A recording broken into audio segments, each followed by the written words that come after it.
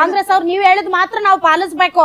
ನೀವು ಇದು ನೋಂದಣಿ ಮತ್ತು ಇದ್ರದ್ದು ಏನು ಜನ ಮರಣ ಪ್ರಮಾಣ ಪತ್ರದ್ದೇನೆ 10 ರೂಪಾಯಿ ಜಾಸ್ತಿ ಮಾಡಿದ್ರೆ ನೀವು ಹಾಲಿನ ಬೆಲೆ ಜಾಸ್ತಿ ಮಾಡಿದ್ರೆ ನೀವು ಮತ್ತೆ ಎಲೆಕ್ಟ್ರಿಸಿಟಿ ಬೆಲೆ ಜಾಸ್ತಿ ಮಾಡಿದ್ರೆ ನೀವು ಮತ್ತೆ ಟ್ರಾನ್ಸ್ಫಾರ್ಮರ್ದು 1 ಲಕ್ಷ ರೂಪಾಯಿವರೆಗೂ ಏರಿಸಿದ್ರೆ ನೀವು ಪೆಟ್ರೋಲ್ ಡೀಸೆಲ್ ಮೇಲೆ ಸುಂಕ ಜಾಸ್ತಿ ಮಾಡಿದ್ರೆ ನೀವು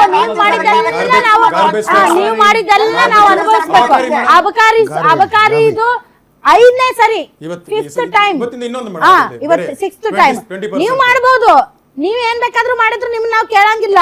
ಮೋದಿ ಮಾಡಿದ್ರ ಮಾತ್ರ ಕಾಂಗ್ರೆಸ್ ಅವರು ಮೋದಿ ಅವ್ರ ಜಾಗದಲ್ಲಿ ಇಂದಿರಾ ಗಾಂಧಿ ಅವ್ರು ಇದ್ರು ಅದನ್ನೇ ಮಾಡ್ತಾ ಇದ್ರು, ಮನಮೋಹನ್ ಸಿಂಗ್ ಅವ್ರು ಇದ್ರು ಅದನ್ನೇ ಮಾಡ್ತಾ ಇದ್ರು, ಲಾಲ್ ಬಹದ್ದೂರ್ ಶಾಸ್ತ್ರಿ ಅವ್ರು ಇದ್ರು ಅದನ್ನೇ ಮಾಡ್ತಾ ಇದ್ರು. ಈ ಹಿಂದೆ ಅದನ್ನೇ ಮಾಡಿದ್ದಾರೆ.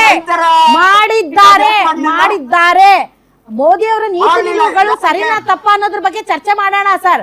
ಬಟ್ ಈ ಆರ್ಥಿಕ ಸಂಕಷ್ಟ ಎಲ್ಲಾ ಪ್ರಪಂಚದಲ್ಲಿ ಎಲ್ಲಾ ದೇಶಗಳಿಗೂ ಇವೆ, ನಮ್ಮ ದೇಶಕ್ಕೂ ಇದೆ. ಅದಕ್ಕೆ ನಮ್ಮ ಆರ್ಥಿಕ ನೀತಿ ನಿಲುವುಗಳು ಎಷ್ಟರ ಮಟ್ಟಿಗೆ ಹೊಡೆತ ಕೊಟ್ಟಿದ್ದಾವೆ ಅದು ಬೇರೆ ವಿಚಾರ. ಬಟ್ ಜಾಗತಿಕವಾಗಿ ಆರ್ಥಿಕ ಬಿಕ್ಕಟ್ಟಿದೆ, ನಮ್ಮ ದೇಶಕ್ಕೂ ಬಿಕ್ಕಟ್ಟಿದೆ. ಯಾಕೆ ಅಂದ್ರೆ ನಿಮ್ಗೆ ಗೊತ್ತಿದೆ ನಮ್ಗೆ ಎನರ್ಜಿ ಕ್ರೈಸಿಸ್ ಎಷ್ಟಿದೆ, 50% ನಾವು ಬೇರೆ ದೇಶಗಳ ಮೇಲೆ ಡಿಪೆಂಡ್ ಆಗಿರೋದ್ರಿಂದ. ರವಿ ಸರ್ ಈಗ ಸರ್ ಆಯ್ತಾಯ್ತು ಓಕೆ ಸರ್ ಈಗ ಗಟ್ಟಿ ನಾಣ್ಯ ತಗೊಳ್ಳೋದು ಬೇಡ, ಜ್ಯುವೆಲ್ಸ್ ತಗೋಬಹುದಾ ಸರ್? ಏನು ಡಿಫರೆನ್ಸ್ ಅದರಲ್ಲಿ? ಜ್ಯುವೆಲ್ರಿ ತಗೊಂಡ್ರೆ ಅವರು ಎಂಡ್ ಯೂಸ್ ಮಾಡ್ತಾರೆ, ಕಿವಿಗೆ ಹಾಕೊಳೋದು ಒಂದು ಮದುವೆಗೋ ಏನೋ ಒಂದು ಬೇಸಿಕ್ ರಿಕ್ವೈರ್ಮೆಂಟ್ ಇರುತ್ತೆ. ಗಟ್ಟಿ ತೆಗೆದುಕೊಂಡು ಇಟ್ಕೊಂಡ್ರೆ ಯಾರಿಗೆ ಆ ಸುಖನೂ ಬರಲ್ಲ. ಅದು ಒಳಗೆ ಇರುತ್ತೆ, ತಿರುಗಿ ಬೆಳೆಸ್ತಾರೆ, ತಿರುಗಿ ಮಾರ್ತಾರೆ. ಆ ಗಟ್ಟಿಯಿಂದ ನಮ್ಗೆ ಏನೂ ಪ್ರಯೋಜನ ಇಲ್ಲ. ನಮ್ಮ ಫಾರಿನ್ ಎಕ್ಸ್ಚೇಂಜ್ ಹಾಳಾಗ್ತಾ ಇರುತ್ತೆ. ಏನೋ ಫಾರಿನಿಂದ ನಾವು ಒಂದು ಮೆಷಿನರಿ ಇಂಪೋರ್ಟ್ ಮಾಡಿದ್ರೆ ಅದ್ರಲ್ಲಿ ಪ್ರೊಡಕ್ಷನ್ ಸಿಗುತ್ತೆ, ನಮ್ಮ ಅಭಿವೃದ್ಧಿ ಆಗುತ್ತೆ. ಚಿನ್ನ ತಗೊಂಡು ನಾವು ಒಳಗಿಟ್ಕೊಂಡು ನಮ್ಗೆ ಏನೇನು ಬರಲ್ಲ, ಅದರಲ್ಲಿ ಏನೇನು ಪ್ರಯೋಜನ ಇಲ್ಲ. ನೋಡಿ, ಚಿನ್ನ ತಗೊಂಬೇಡಿ ಅಂತ ಇರ್ಬೋದು ಸರ್. ಇದು ಇವಾಗ ಅಂದ್ರೆ ಸರ್ ನಿಮ್ಗೆ ಆಸ್ ಅ ನೀವು ಜ್ಯುವೆಲರಿ ಅಸೋಸಿಯೇಷನ್ ನಿಮ್ಗೂ ಕೂಡ ತುಂಬಾ ಅಲ್ಲ ಸರ್, ಯಾಕೆಂದ್ರೆ ಈಗಲೂ ನಾನು ನೋಡ್ತಾ ಇದ್ದೆ ಹಲವಾರು ದೊಡ್ಡ ದೊಡ್ಡ ಜ್ಯುವೆಲರಿ ಇದ್ರದ್ದು ಶೇರ್ಸ್ ಎಲ್ಲ ಡ್ರಾಪ್. ಹೌದು ನೋಡಿ, ಮೋದಿ ಅವರು ಹೇಳಕ್ ಮುಂಚೆನೆ ಇಲ್ಲಿ ಜನನೇ ಹುಷಾರಾಗಿದ್ದಾರೆ, ಜನನೇ ಕಮ್ಮಿ ಮಾಡ್ಬಿಟ್ಟಿದ್ದಾರೆ ಪರ್ಚೇಸ್. ಈ ಬೆಲೆಲ್ಲೂ ಬೇಡ, ನಮ್ ಕೈಲಿ ಆಗೋದು ಇಲ್ಲ. ಇವ್ರು ಹೇಳಿದ್ರು ಜನದತ್ತ ದುಡ್ಡು ಇಲ್ಲ ಪರ್ಚೇಸ್ ಮಾಡಕ್ಕೆ ಇವಾಗ. ಯಾಕೆಂದ್ರೆ ಇವಾಗಿರೋ ಸ್ಕೂಲ್ ಫೀಸು ಅದು ಇದು ಮೇಂಟೈನ್ ಮಾಡ್ಬಿಟ್ಟು ಗೃಹಿಣಿಯವ್ರು ಕೇಳಿ ಅವ್ರ ಮನೆ ಖರ್ಚು ಮೇಂಟೈನ್ ಮಾಡಕ್ಕೆ ಆಗಲ್ಲ. ಎಲ್ಲ ಮುಗಿದ್ಮೇಲೆನೆ ಚಿನ್ನಕ್ಕೆ ಬರೋದು. ಅವ್ರ ಮನೇಲಿ ಒಂದು ಪೇಷಂಟ್ ಇತ್ತು ಅಂದ್ರೆ ಅದು ಆಗಲ್ಲ.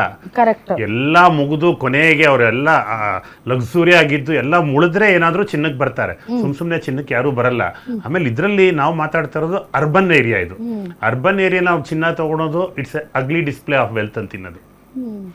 ರೂರಲ್ ಅಲ್ಲಿ ಚಿನ್ನ ತಗೊಳೋದು ಏನಕ್ಕೆ ಹೇಳಿ? ಸರ್ಕಾರ ಅವ್ರಿಗೆ ಯಾವ ಸಪೋರ್ಟು ಕೊಡಲ್ಲ. ಯಾವುದೇ ಸರ್ಕಾರ ಬರಲಿ, ಕಾಂಗ್ರೆಸ್ ಆಗಲಿ ಬಿಜೆಪಿ ಆಗಲಿ, ಒಂದಿನ ಒಂದು ಪಂಪ್ ಸೆಟ್ ಒಂದು ಬೋರ್ ಕೆಟ್ಟೋಯ್ತು ಅಂದ್ರೆ ದೇವರಾಣೆಗೂ ಯಾರು ಸಹಾಯ ಬರಲ್ಲ. ಅವನ ಹತ್ರ ಏನೋ 10 ಗ್ರಾಮ್ 20 ಗ್ರಾಮ್ ಎತ್ಕೊಂಡೋಗಿ ಬ್ಯಾಂಕಲ್ಲೋ ಒಂದು ಗಿರ್ವಿ ಅಂಗಡಿಲಿ ಇಟ್ಟರೇನೆ ಅವ್ನಿಗೆ ಸಪೋರ್ಟ್ ಸಿಗೋದು. ಹಾಗಾದ್ರೆ ಸರ್ ಬಂಗಾರದ ಬೆಲೆ ಕಡಿಮೆ ಆಗುತ್ತಾ? ನೋಡಿ, ಎಲ್ಲರೂ ಮಾರಾಟ ಶುರು ಮಾಡಿದ್ರೆ ಬೆಲೆ ಕಮ್ಮಿ ಆಗ್ಬೋದು. ಆಮೇಲೆ ಸಿಕ್ಕಿದ ಕಡೆ ಮೈನಿಂಗ್ ಮಾಡಿ ನಮಗೆ ಚಪ್ಪಲಿ ಕಲ್ ಬದಲು ಬರೀ ಚಿನ್ನನೇ ಸಿಕ್ತು ಅಂದ್ರೆ ಖಂಡಿತ ಕಮ್ಮಿ ಆಗತ್ತದು. ಚಿನ್ನ ಬೆಲೆ ಹಿಸ್ಟ್ರಿಯಲ್ಲಿ ಯಾವತ್ತೂ ಕಮ್ಮಿ ಆಗಲ್ಲ, ಯಾವತ್ತಾವತ್ತು ಕಮ್ಮಿ ಆಗಲ್ಲ. ಇದು ಜಾಸ್ತಿ ಆಗಿರೋ ಕಾರಣಗಳು ಏನು? ಸ್ಮಗ್ಲಿಂಗ್ ಜಾಸ್ತಿ ಆಗುತ್ತಾ ಈಗ? ಮತ್ತೆ ಏನಾದ್ರೂ ರಿಸ್ಟ್ರಿಕ್ಷನ್ಸ್ ಮಾಡಿದ್ರೆ ಸ್ಮಗ್ಲಿಂಗ್ ಅವಕಾಶ ಸಿಗುತ್ತೆ. ಇನ್ನು ಸುಂಕ ಏನಾದ್ರೂ ಜಾಸ್ತಿ ಮಾಡಿದ್ರೆ ಸರ್? ಸುಂಕ ಜಾಸ್ತಿ ಮಾಡಿದ್ರೆ ಬಿಸ್ನೆಸ್ ಹಾಳಾಗತ್ತೆ. ಇಂಪೋರ್ಟ್ ಡ್ಯೂಟಿ ಹೈಕ್ ಮಾಡಿದ್ರೆ ಮಾಡ್ಬೋದು, ಅದು ಇಂಪೋರ್ಟ್ ಡ್ಯೂಟಿ ಹೈಕ್ ಮಾಡ್ಬೋದು. ಹೈಕ್ ಮಾಡಿದ್ರೆ ಬೆಲೆನೂ ಜಾಸ್ತಿ ಆಗುತ್ತೆ, ತಿರುಗಿ ಸ್ಮಗ್ಲಿಂಗ್ ಆಕ್ಟಿವಿಟಿ ಎನ್ಕರೇಜ್ ಮಾಡ್ದಂಗೆ. ಆಲ್ರೈಟ್. ಕೃಷ್ಣ ಸರ್ ಇನ್ನು ತಾವು ಹಿರಿಯರಿದ್ದೀರಿ, ತಮಗೆ ಆರ್ಥಿಕ ಪರಿಸ್ಥಿತಿ ಗೊತ್ತಿದೆ. ಈ ರಾಜ್ಯದ ನಾಗರಿಕರಿಗೆ ಏನು ಹೇಳಕ್ಕೆ ಇಷ್ಟಪಡ್ತೀರಿ ಸರ್? ಸರ್ ಈಗ ಕಾಂಗ್ರೆಸ್ ಲೈನ್ ಸರ್ ನನಗೆ ಅರ್ಥ ಆಗ್ತಾ ಇಲ್ಲ. ಅವ್ರು ಈ ನಾಗರಿಕರಿಗೆ ಏನು ಹೇಳಕ್ಕೆ ಇಷ್ಟಪಡ್ತಾ ಇದ್ದಾರೆ?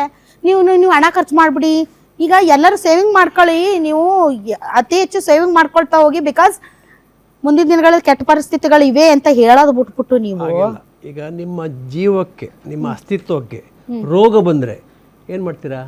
ರೆಸ್ಟ್ ತಗೋತೀರಾ. ಬಿರಿಯಾನಿ, ಮಸಾಲೆ ದೋಸೆ ಎಲ್ಲ ತಿಂತೀರಾ? ಅಜೀರ್ಣ ಆಗುತ್ತೆ. ಅಷ್ಟೇ ಆಗಿರೋದು. 1 ವರ್ಷ ತನಕ ನಮ್ಮ ಆರ್ಥಿಕ ಸ್ಥಿತಿ ಸರಿ ಇಲ್ಲ. ಅದು ಏನು ಹೇಳ್ತಾರೆ? Patriotic economy ಪೇಟ್ರಿಯಾಟಿಸಮ್ನಲ್ಲಿ ತಗೊಂಬಂದಿ. ಪೇಟ್ರಿಯಾಟಿಸಮ್ಗೋಸ್ಕರ 1 ವರ್ಷಕ್ಕೋಸ್ಕರ ನಾವು ಬಹಳ ಕೇಳ್ತೀವಲ್ಲ ಸರ್, ಈ ದೇಶ ನಾನು ಏನ್ ಮಾಡಿದೆ ಅಂತ ಕೇಳೋ ಬದಲು ಈ ದೇಶಕ್ಕೆ ನೀನ್ ಏನ್ ಮಾಡಿದೆ, ನಾನು ಏನ್ ಮಾಡಿದೆ ಅಂತ ಕೇಳ್ಕೋ ಅನ್ನುವಂತಹ ಸಂದರ್ಭ ಈಗ ಬಂದಿದೆ. ಕೋಆಪರೇಟ್ ಮಾಡಿ. ಅದು ಕೂಡ ಫಾರಿನ್ ಕರೆನ್ಸಿ. ಎಷ್ಟು ನೋಡಿ 92 ರೂಪಾಯಿ ಇರೋದು ಇವಾಗ ನೋಡಿ 95 ರೂಪಾಯಿ ಮೇಲ್ಗಡೆ ಹೋಗ್ಬಿಟ್ಟಿದೆ. ಆಯಿಲ್ $65 ಇರೋದು 105 ಹೋದ 125 ಹೋಗೋ ಚಾನ್ಸ್ ಇದೆ. ಈಗ ಸ್ಟೇಟ್ ಆಫ್ ಹಾರ್ಮೋಸ್ನಲ್ಲಿ ಈಗ ಬಿಕಾಸ್ ಆಫ್ ಟ್ರಂಪ್ ಇಫೆಕ್ಟ್ ಅವನಿಗೆ ತಲೆ ಇಲ್ಲ ಬುದ್ಧಿ ಇಲ್ಲ, ಹುಚ್ಚ ಅವನು ಯಾವಾಗ ಸೀಸ್ ಫೈರ್ ಅಂತಾನೆ, ಯಾವಾಗ ಯುದ್ಧ ಅಂತಾನೆ, ಅದು ಹೇಳಲಿಕ್ಕಾಗಲ್ಲ. ಸೊ ಸನ್ಫ್ಲವರ್ ಆಯಿಲ್ 125 ರೂಪಾಯಿ ಇದ್ದು 175 ರೂಪಾಯಿ ಆಗಿದೆ ಅಂತ. ಹೌದಾ ಮೇಡಮ್? 85 ಆಗಿದೆ ಮೇಡಮ್. ಎಣ್ಣೆ ಇಲ್ಲದೆ ಅಡಿಗೆ ಮಾಡುವುದು ಹೇಗೆ? ಮಾಡ್ಬೋದು ಮೇಡಮ್, ಟೆಕ್ನಾಲಜಿ ಇದೆ. ನಾನು ಹೇಳ್ತೀನಿ ಬಟ್ ಏನಾದ್ರೆ ಕಡಿಮೆ ಎಣ್ಣೆ ಇಲ್ಲದೆ ಅಡಿಗೆ ಮಾಡುವುದು ಹೇಗೆ? ಮಾಡ್ಬೋದು ಖಂಡಿತ. ಟೆಕ್ನಾಲಜಿ ಇದೆ. ಆರೋಗ್ಯ ದೃಷ್ಟಿಯಿಂದ ಎಣ್ಣೆ ಇಲ್ದಿರ ಅಡಿಗೆ ಮಾಡ್ಬೋದು. ನೀವ್ ಹೇಳ್ದಂಗೆ ಸ್ವಲ್ಪ ಬಜ್ಜಿ ಗಿಜ್ಜಿ ತಿನ್ನೋದು ಕಡಿಮೆ ಮಾಡ್ರಿ. ನೀವು ಉತ್ತರ ಕರ್ನಾಟಕದವ್ರು ಇದ್ದೀರಿ, ಸ್ವಲ್ಪ ಬಜ್ಜಿ ಗಿಜ್ಜಿ ತಿನ್ನೋದು ಸ್ವಲ್ಪ ಕಡಿಮೆ ಮಾಡ್ರಿ. ಇಲ್ಲ ಮೇಡಮ್, ವಿಚಾರ ಏನಿದೆ, ನಾವು ಪರ್ಯಾಯ ಇಂಧನಗಳ ಬೆಳವಣಿಗೆಗೆ ರಾಜ್ಯದಲ್ಲಿ ಮುಂದೋದ್ರೆ ಮಾತ್ರ ಮೋದಿಜಿಯವರು ಬಟ್ ಸಂದೇಶ ಆ ವಿಚಾರದಲ್ಲಿ ಕರ್ನಾಟಕ ಸ್ವಲ್ಪ ಮುಂದೆನೆ ಇದೆ. ಅಲ್ಲ, ಆದ್ರೂ ಇರ್ಬೇಕು. ಎನರ್ಜಿ ಸೆಕ್ಟರ್ ಅಲ್ಲಿ ಸರ್, ಫರ್ಟಿಲೈಸರ್ ಯು ಟೇಕ್ ಇದನ್ನ ಪವನ ವಿದ್ಯುತ್ ಶಕ್ತಿ ಆಗಿರ್ಬೋದು, ಅಥವಾ ಹೈಡ್ರೋ ಆಗಿರ್ಬೋದು, ಅಥವಾ ಇದು ಸೋಲಾರ್ ಆಗಿರ್ಬೋದು, ನಾವು ತುಂಬಾ ಮುಂದೆ ಸರ್ ಇದ್ದೀವಿ. ಮೇಡಮ್, ಒಂದು ಕುಮಾರಸ್ವಾಮಿ ಅವರು ಬಸ್ ಕೊಡ್ಸಿದ್ದಾರೆ ಸರ್, ಬಸ್ ಕೊಡ್ಸಿದ್ದಾರೆ. 1000 ಸೌರ ಗ್ರಾಮ ಮೇಡಮ್ ಒಂದೇ ವರ್ಷದಲ್ಲಿ. ಅದೇ 5 ವರ್ಷ ಮಾಡ್ಬಿಟ್ಟಿದ್ರೆ ನಾವು 5000 ಗ್ರಾಮ ಸೌರ ಗ್ರಾಮ ಮಾಡ್ಬಿಡೋದು. ನಮ್ಮ ಜೊತೆಗೆ ದೇವೇಗೌಡರು ಮುಖ್ಯಮಂತ್ರಿ ಆಗಿದ್ದಾಗ ವುಡ್ ಬೇಸ್ಡ್ ಪವರ್ ಜನರೇಷನ್, ಯಲಹಂಕದಲ್ಲಿ ಡೀಸೆಲ್ ಬೇಸ್ಡ್ ತಗೊಂಬಂದ್ವಿ, ಕೈಗ ತಗೊಂಬಂದ್ರು. ಸೊ ಅಂಥದ್ದು ನಾವು ಈ ಮುಂದಿನ ದಿನಗಳಲ್ಲಿ ಏನು ಸಾಗಬೇಕು ಅಂದರೆ, ಈಗ ಬಯೋಗ್ಯಾಸು, ಬಯೋಮಾಸು, ಚುಲ್ಲಾಸು, ವಿಂಡ್ ಎನರ್ಜಿ, ಸೋಲಾರ್ ಎನರ್ಜಿ ಹೆಚ್ಚು. ನಮ್ ಜಿಲ್ಲೆಯಲ್ಲಿ ಇರೋದು ಸರ್ ಮೇಡಮ್, ನಾವು ಬಂಗಾರ ನಮ್ ಜಿಲ್ಲೆಯಲ್ಲಿ ಇರೋದು ಸರ್. ಮೇಡಮ್ ಬಂಗಾರ ಹೈಡ್ರೋ ಪ್ರಾಜೆಕ್ಟ್ ಗಳು ಜಾಸ್ತಿ ಇರೋದು ನಮ್ ಜಿಲ್ಲೆಯಲ್ಲಿ ಸರ್. ನಮ್ ಕಾಳಿ ನದಿಗೆ 3-4 ಡ್ಯಾಮ್ ಇದಾವೆ. ಮೇಡಮ್, ಬಂಗಾರ ಒಂದು ಲಕ್ಷ್ಮಿ ಮೇಡಮ್, ಬರೀ ಬೇಸಿದಷ್ಟು ತಿನ್ಬೇಕಷ್ಟ ಇನ್ಮೇಲೆ. ಆರೋಗ್ಯಕ್ಕೆ ತುಂಬಾ ಒಳ್ಳೇದು ಮೇಡಮ್. ಹೌದಲ್ಲ? ಆರೋಗ್ಯಕ್ಕೆ ಒಳ್ಳೇದು, ದೀರ್ಘಕಾಲ ಬದುಕ್ತಿವಲ್ಲ, ಮತ್ತೆ ನಮ್ ಜೀವ ಇದ್ರೆ ಅಲ್ವಾ ಚಿನ್ನ ಹಾಕೊಳ್ಳೋದಿಕ್ಕೆ, ಮತ್ತೆ ನಾವು ಆಫೀಸ್ಗೆ ಹೋಗೋದಿಕ್ಕೆ. ಮೇಡಮ್ ಹೇಳಿದ್ದಾರೆ, ಆಯಿಲ್ ಕಡಿಮೆ ಸೇವಿಸೋದ್ರಿಂದ ಆರೋಗ್ಯಕ್ಕೆ ತುಂಬಾ ಒಳ್ಳೇದು. ಖಂಡಿತ madam. All right, thank you very much. ನಿಮ್ಮಲ್ಲಿ ರಿಕ್ವೆಸ್ಟ್ ಏನು ಅಂದ್ರೆ, ಬಂಗಾರದ ಮೇಲೆ ಇನ್ವೆಸ್ಟ್ ಮಾಡೋದ್ರ ಬದಲಿ ನಮ್ಮಲ್ಲಿ ಕಾಗೆ ಬಂಗಾರ ಅಂತಿದ್ದಾರೆ, ಅದ್ರ ಮೇಲೆ ಇನ್ವೆಸ್ಟ್ ಮಾಡಿದ್ರೆ ಚೈನಾ ಬದಲಿ ಎಲ್ಲ ಕಾಗೆ ಬಂಗಾರ ಅಂತ ಬರುತ್ತೆ ಮೇಡಮ್. ಫೋಟೋವೋಲ್ಟಿಕ್ ಜನರೇಟರ್ ಮಾಡ್ತೀವಲ್ಲ ನಾವು, ಸೋಲಾರ್, ಅದು ನಮ್ಮಲ್ಲಿ ಲಭ್ಯ ಕಮ್ಮಿ ಇದೆ. ಫೈನಲ್ ಆಗಿ ನಾವು ಒಳ್ಳೆ ನಾಗರಿಕರಾಗಿ ಥ್ಯಾಂಕ್ ಯು ವೆರಿ ಮಚ್. ಪ್ರಧಾನಮಂತ್ರಿ ಹೇಳಿದಕ್ಕೆ support thank you very much. ಮಾಡಿ. ಥ್ಯಾಂಕ್ ಯು ವೆರಿ ಮಚ್ ತಾವೆಲ್ಲರೂ ಇಷ್ಟೊತ್ತು ಕಾರ್ಯಕ್ರಮದಲ್ಲಿ ಭಾಗವಹಿಸಿದ್ರೆ.